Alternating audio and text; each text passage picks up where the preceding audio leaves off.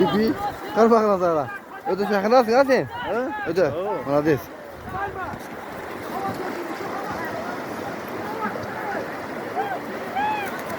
Kadir!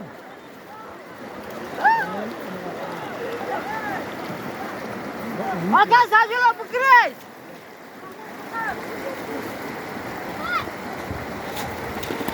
Tamam kes. Çetin!